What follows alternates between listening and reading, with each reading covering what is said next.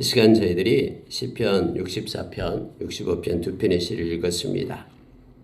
여러분, 두 편의 시가 서로 대조가 되고 있는 다윗의 시입니다.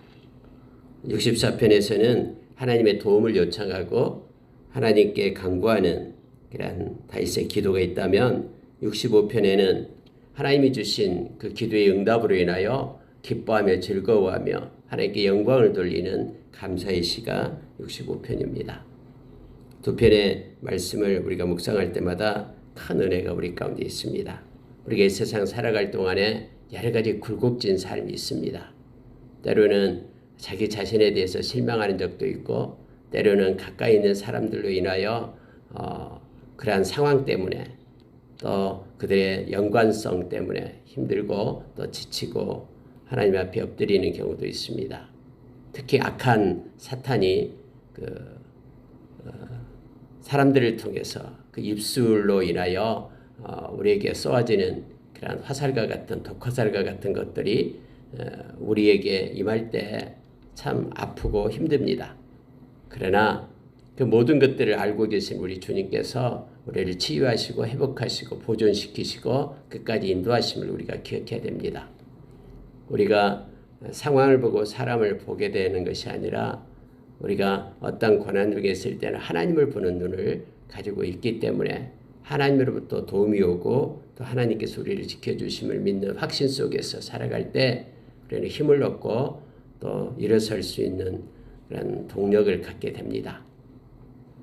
여러분, 몇 가지를 우리가 묵상하기를 원합니다. 자, 다윗은 64편 1절에서 하나님의 내가 근심하는 소리를 들으시고 원수의 두려움에서 나의 생명을 보존하소서. 이 다윗은 지금 그냥 힘든 것이 아니에요. 생명과 관계된 것만큼 생명을 헤아려는 그러한 생명의 위협을 받는 그런 순간까지 수없이 이르렀음을 보게 됩니다. 그래서 다윗은 하나님 앞에 엎드리면서 하나님, 나의 생명을 보존하소서. 나의 생명은 하나님께로부터 나왔사오니 하나님만이 보존해 줄 수 있습니다 하면서 하나님 앞에 생명을 보존해 달라고 그렇게 기도하고 있는 다윗의 모습을 봅니다. 우리가 여러분 요한복음 17장에서 예수님께서 엎드려서 세상을 떠나가시기 전에 하나님 아버지 앞에 기도하는 내용을 잘 알고 있죠. 하나님, 저들을 악으로부터 보존시켜 주십시오. 저들은 세상에 속한 자가 아니라 하나님께 속한 자입니다. 저들도 우리처럼 하나가 되어 교통하게 해주십시오 라고 하나님 앞에 엎드려 간구하는 주님의 모습을 우리는 잘 압니다. 여러분, 지금 다윗은 근심하고 있고요. 원수의 두려움 가운데, 생명을 헤아리는 그 세력 앞에 두려움 가운데 있습니다. 그러니 하나님께서 나를 두려움으로부터, 나의 근심으로부터 건져내 주십시오. 생명 보존해 주십시오라고 기도하기 시작합니다. 악한 자들인 어떤 식으로 행하냐면 다윗은 조목조목 그것을 하나님께 아뢰입니다. 그들은 악을 꾀하는 자들의 음모가 있다라고 말합니다. 은밀한 그러한 악한 의도를 가지고 있다라는 거예요. 음모를 꾸민다라는 겁니다. 함정을 파고 올무를 놓고 있다라는 것이죠. 그런데 그들이 음모에서 나를 숨겨주십시오. 그 음모에 걸리지 않도록 하나님께서 나를 숨겨주십시오. 하나님은 나의 피난처 되시오니 나를 숨겨주십시오.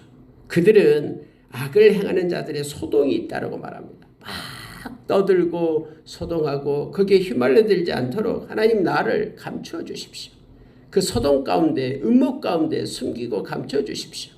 이렇게 구체적으로 하나님 앞에 기도하고 있음을 보게 됩니다.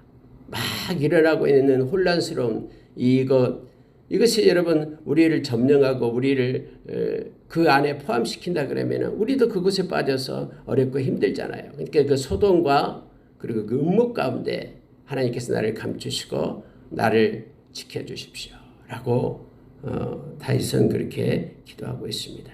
그들이 숨어 있습니다. 그래서 걸리기를 기다리고 있습니다. 온전한 자가, 이 말은 하나님을 섬기는 자를 얘기합니다. 하나님을 섬기는 자들을 쏘며 그것도 갑자기 쏘고 두려워하지 아니하는도다라고 말합니다. 하나님을 두려워하지 않고 하나님을 섬기는 자들을 갖다가 그들이 숨어서 쏜다라는 거예요. 또 순식간에 갑자기 쏘기 때문에 그 화살이 이렇게 몸에 박히고 힘들고 두렵고 하는데 하나님은 다 알고 계시오니 두렵지 않게 당당하게 행하는 그들의 그러한 실상을 하나님 보시옵소서. 하나님이 지켜주시옵소서. 특히 5절에 보시기 바랍니다. 그들은 악한 목적으로 서로 격려하며 남몰래 올무를 놓기를 함께 의논하고 하는 말이 누가 우리를 보리요 하며. 그들이 한 명이 아닙니다. 악한 자끼리 서로 연합하게 하고 예수님을 십자가에 못 박게 할 때에 서로 원수지간이었던 헤롯 땅과 그리고 대제사장 또 서기관들, 그들이 서로 머리를 맞대고 서로 음모하고 악한 꾀를 꾸미죠. 왜요? 악한 목적을 위해서, 예수 그리스도를 제거하기 위해서. 예수 그리스도가 그들의 전통과 그들의 기득권을 훼손한다고 생각하니까 예수 그리스도를 없애야 된다고 생각하면서 그들은 머리를 맞대고 예수 그리스도를 죽일 그러한 음모를 꾸미고 있었음을 우리는 성경을 통해서 잘 압니다. 그들이 악한 목적으로 서로를 격려합니다. 또 남몰래 올무를 놓습니다. 함께 의논합니다. 그러면서 하는 말이 누가 우리를 보리요. 우리의 이 아주 철저한 계획, 이것은 그 누구도 빠져나갈 수 없어 라고 누가 우리의 계획을 알까 하면서 그들은 누가 우리를 보리요 라고 말합니다. 특히 6절에 보면은 그들은 죄악을 꾸미며 이르기를 우리가 묘책을 찾았다 하나니 각 사람의 속뜻과 마음이 깊도다 라고 말합니다. 사람이 알 수 없는 깊은 그들의 마음 가운데 속뜻을 가지고 그들이 음모를 꾸미면서 묘책을 찾았다라고 말합니다. 하나님, 저들을 보시옵소서. 기가 막힌 그런 계획을 가졌다라고 말합니다. 이제는 끝났다라고 말합니다. 아히도벨이 압살롬과 연합해서 이제는 다윗을 죽일 궁리를 이제는 찾아냈고, 이 신의 그러한 한수라고 말하는 이러한 아히도벨의 그런 계략을 빠져나갈 자가 없는데 묘책을 꾸미면서 마음속 깊이 속뜻을 가지고 하나 되고 있습니다. 그런데 다윗이 믿고 있는 건 7절이요. 그러나 하나님이 그들을 쏘시리니 그들이 갑자기 화살에 생하리로다. 하나님께서는 나를 보존하시고 지키시며 그들이 나를 쏘려고 숨어서 기다리지만 하나님께서 나의 대적이 되사 하나님은 나를 지키고 보존할 줄 믿습니다. 하나님이 그들을 향하여 하나님께서 심판하시고 벌을 주실 줄 압니다. 라고 다윗은 하나님을 향하여 그렇게 외치고 있습니다. 이러므로 그들이 엎드려지리니 그들의 혀가 그들을 해함이라. 그들을 보는 자가 다 머리를 흔들리로다.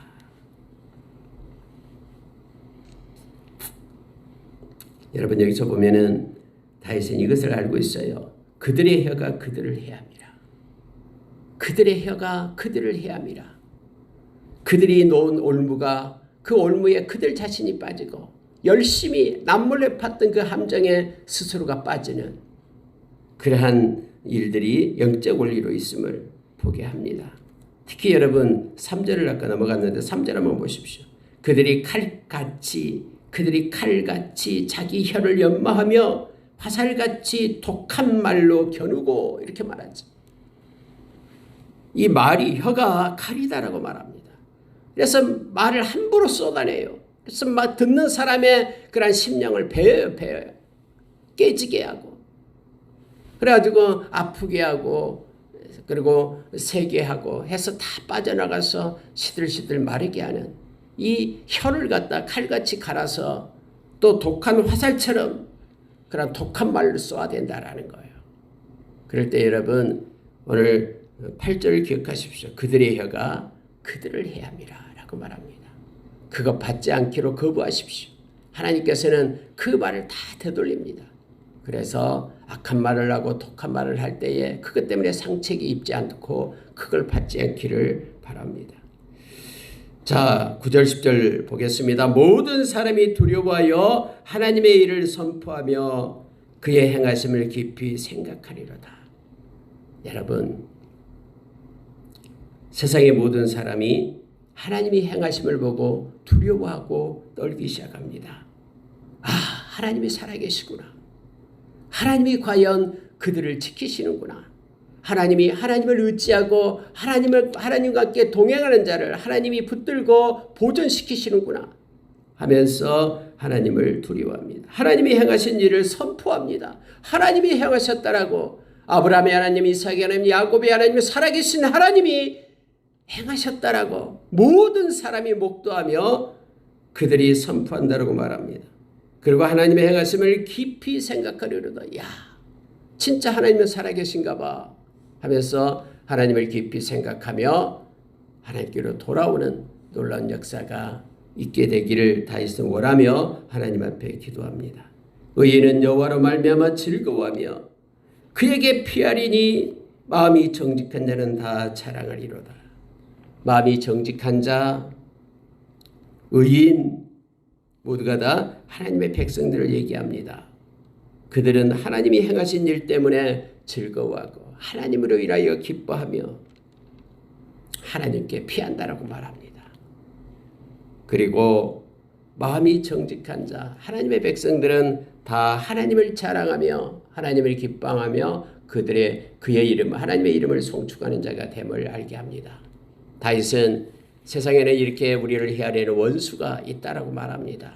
많은 독한 말을 쏘아붙는 그러한 예리한 칼을 휘두르고 화살을 쏘는 이들이 있다라고 말합니다. 그러나 하나님은 우리의 방패가 되어 주셔서 그것이 우리를 침몰시키고 그것이 우리의 우리가 올무에 빠지게끔 하지 않고, 하나님은 그들의 혀가 독한 말들이 그들에게로 돌아가서 그들을 해하게끔 하는 하나님이심을 다윗은 선포하고 기도합니다. 하나님은 일하십니다. 그리고 하나님은 알게 하십니다. 그래서 많은 이들이 하나님의 행하심을 보고 깊이 생각하며 하나님께로 발을 돌리고 회개하고 돌아오는 놀라운 역사가 앞으로도 계속 있게 될 것입니다. 기도하는 자가 있는 한 하나님은 일하시고, 그리고 기도할 때에 하나님의 크고 놀라운 일을 성취시켜서 하나님의 행하심을 보고 많은 이들이 주께로 돌아오는 놀라운 역사가 있게 됨을 다윗은 우리에게 가르칩니다. 우리가 다 하나님을 자랑하며 하나님이 행하셨다라고 기뻐 찬양할 날이 속히 오게 됨을 알게 합니다.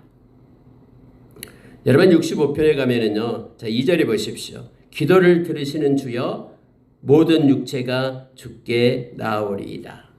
하나님, 우리가 기도할 때에 하나님이 일하셔서 하나님을 찾는 무수한 무리들이 있게 됨을 다윗은 가르칩니다. 4절로 가겠습니다. 주께서 택하시고 가까이 오게 하사 주의 뜰에 살게 하신 사람은 복이 있나이다. 우리가 주의 집 곧 주의 성전의 아름다움으로 만족하리이다.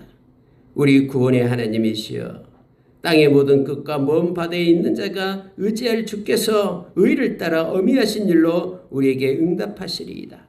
하나님은 살아계셔서 하나님은 우리의 기도를 들으시고 응답하시고, 하나님은 손수 우리를 이끌어 당신께로 가까이 이르게 하신다라고 다윗은 말하고 있습니다. 특히 여러분, 주께서 택하시고 가까이 오게 하사 주의 뜰에 살게 하신 사람은 복이 있나이다.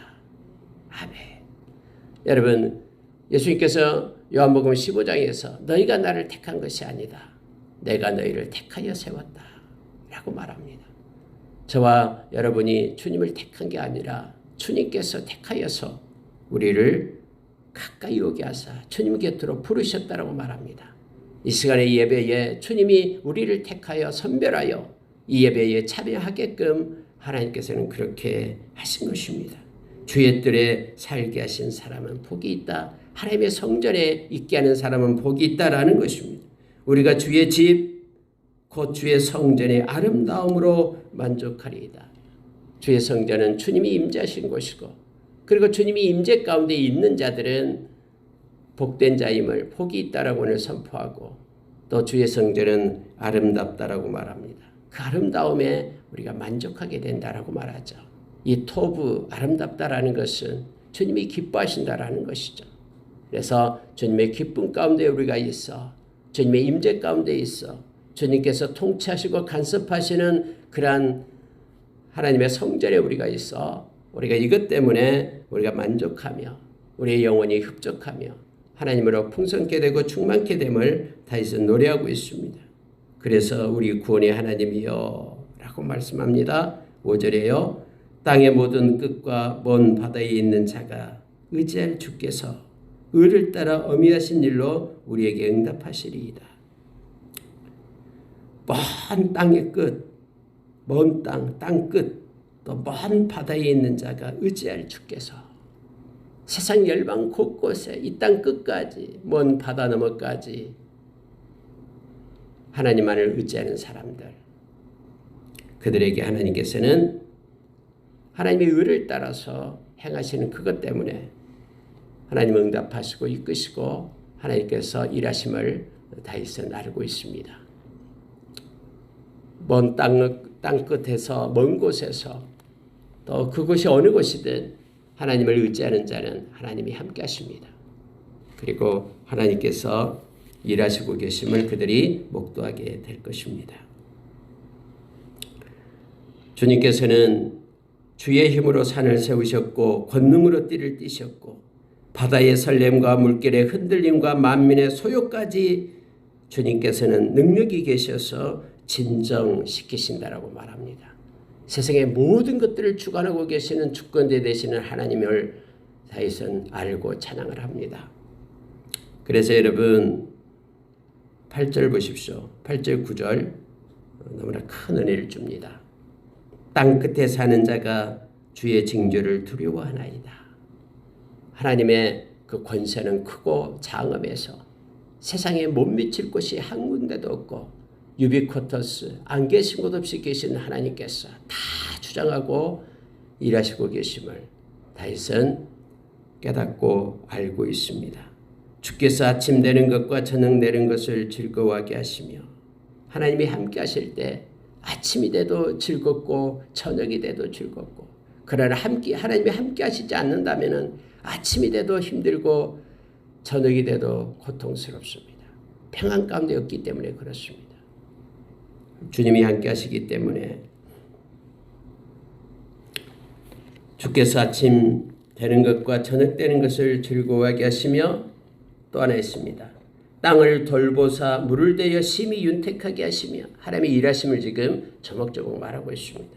아침이 되고 저녁이 되는 이런 모든 인간의 그러한 흐름, 시간의 그러한 흐름, 역사의 그러한 수레바퀴를 구르시고 계시는 하나님 뿐만 아니라 하나님은 땅을 돌보셔서 땅의 생명인 이 물을 대어서 심히 윤택하게 하시는 하나님, 우리의 일상에 우리의 일과 일에 우리의 계획에 개입하셔서 윤택하게 하고 풍성하게 하시는 그 하나님, 그리고 강의 물이 가득하게 하시는 하나님, 그리고 땅을 예비하신 후에 그들에게 곡식을 주시나이다. 그러니까 여러분 곡식 자체가 곡식만 가을에 거둬들인 그런 알곡만 보고 기뻐하는 것이 아니라 이 알곡이 있기까지 하나님이 행하시는 일들을 개입하시고 이끄시는 일들을 지금 다윗은 말하면서 하나님이 행하셨습니다. 그 과정과 절차도 결과도 하면서 고백을 하는 거예요. 땅을 돌보시고 물을 윤택하게 하시고 강의 물이 가득하게 하시고 그리고 그 강의 물을 가지고 땅을 적시어서 곡식을 주시는 그 하나님. 그래서 모든 절차와 과정 가운데 하나님이 이끄시고 인도하여 주신 하나님을 지금 찬양하고 있는 거예요. 그 순간만 하나님이 반짝여서 하는 것이 아니라 하나님의 계획과 섬세한 절차 가운데 하나님은 우리를 세우시고 이끄시고 도우시고 우리에게 복을 내리신다라는 것을 다윗은 이 말씀을 통해서 우리로 깨닫게 합니다. 특히 여러분 10절에 보십시오.